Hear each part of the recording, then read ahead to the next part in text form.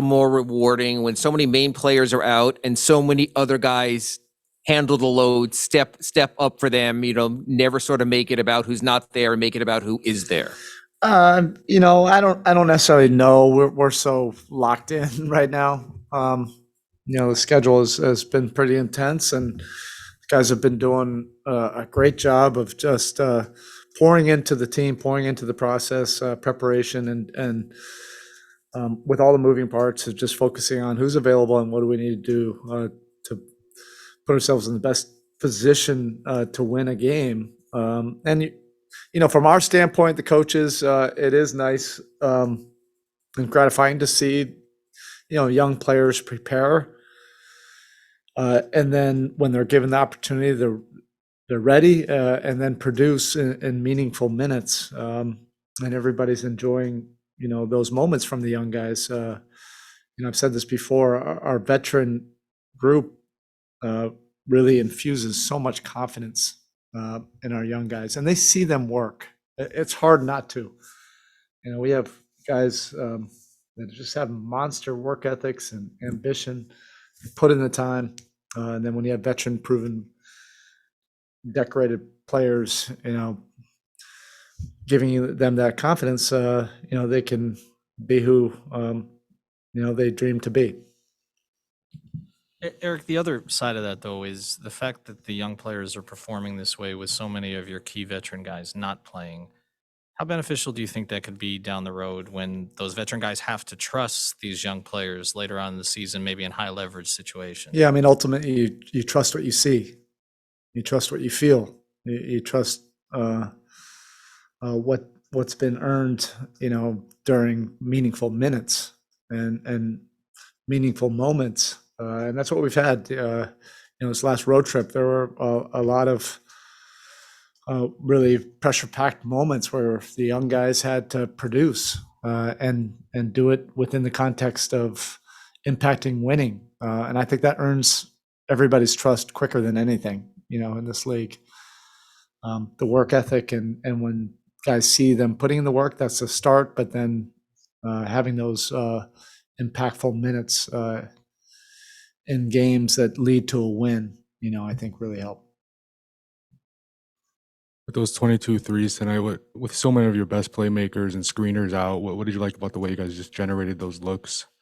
Yeah, again, it's coming from within the context of what our identity, how we want to play. We still have an aggressive attack. Guys are putting a lot of pressure on the paint. Our spacing certainly helps, but our paint touches, are key for us. We might not get to the line as much as we previously would with Jimmy and Bam, playing, but we still can put a lot of pressure, on the paint, and that leads to open threes. And guys have really worked on that, and making the extra pass, finding the open guy, and those guys capitalizing on those plays. So on that, with the threes, you've been pretty careful to say whenever asked about it, like, we're not just jacking the shots up, we're getting the right threes. How important has Kyle been? Why don't you just text me later? How important has Kyle been as far as not letting the style of play become something it's not supposed to be with regard to the threes? What do you mean? Making sure instead of jacking them up but still getting the right shot. His savviness and his experience. He picked up pretty quickly of, all right, here's how this group, the system that we want to put in. Okay, he's got it and he can execute it. He literally is like a coach on the floor, for me. And then now you have moving pieces, guys in and out of the lineup. He can still, figure it out, and that's not an easy task to do. We put in a game plan, and because of the moving parts, it might be a slightly different game plan than what we've had before.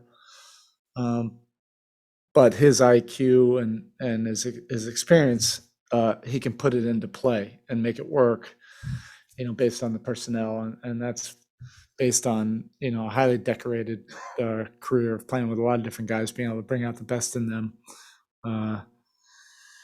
And he gets it. He understands that we still need to be able to get to the attacks, get to the, put pressure on the paint. The 3-point shooting is a byproduct of that. But it's not, I've said this, several times. It's not like we're just coming down and jacking threes and trying to get like a specific number. It's a style of play we're trying to get to. Prior to these injuries, Max and Duncan didn't play a whole lot together, but that pairing, they seem to be playing off each other pretty well. Is that a kind of look that you want to see a little bit more, even maybe when you get the injured guys back? It could. I'm not even thinking about that.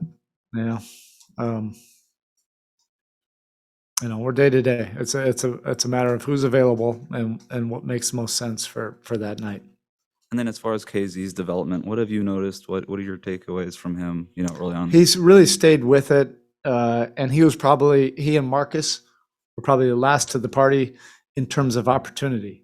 I don't mean that as an indictment or anything because of their play. It's just they didn't have their opportunities at the beginning of the year. And they stayed patient. Marcus did his development in Sioux Falls, and KZ grinded. He really put in some time all summer long, but then he's been fully immersed in the Miami Heat player development program, and he stayed patient. He's been infused, with a lot of confidence and life from the coaching staff, in particular, Karan and Malik and, AC, they've really been working with him, but really Karan has been a great mentor to him. And then, he's been ready, when his number was finally called, he's been able to produce, and it happened earlier for him on the defensive end, but now he's finding, some comfort zones offensively, which will really be helpful. Just the thoughts on starting Max, why you went in that direction, and your thoughts on his play in his first career NBA start. Was it? I didn't even know that. It just made the most sense for this game and who we had available. PJ's, you take out that kind of Swiss Army knife who's doing basically everything for us defensively and offensively, he's really created a lot of good triggers for us. We can't try to recreate that, so we just went a different way. And it was clear Kyle wanted to get 2 points and get the heck out of there. And eventually, yeah, I tried to. His head coach screwed it up. I tried to get. First of all, I didn't know, what the context was, and then I tried to diagram a play and I screwed it up. As soon as I screwed it up, it was like, all right, you get one more chance at it. You got to do it on yourself because your head coach can't. And then, once I saw a couple collisions and it's like a bowling ball in there, I was like, all right, we're done.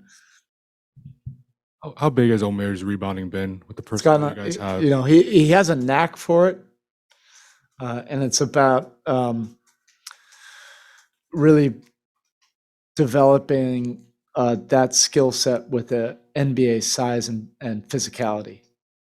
That's been his adjustment. And Malik and UD they've both been really pouring in, their time, really trying to develop that. UD works with him, every single day. The physicality part, UD's just hitting them and crushing them. And I mean, seriously.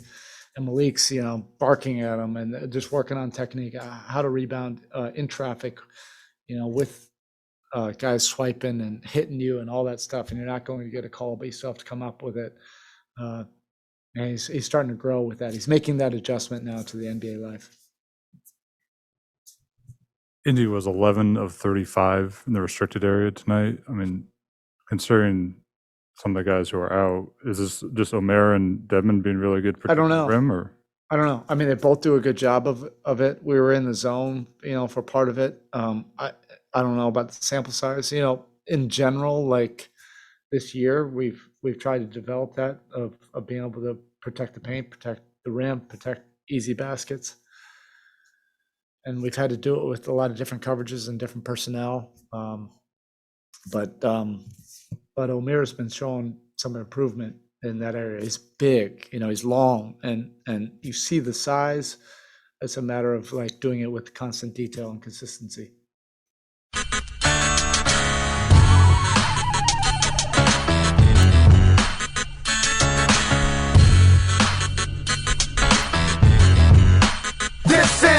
Big O Show.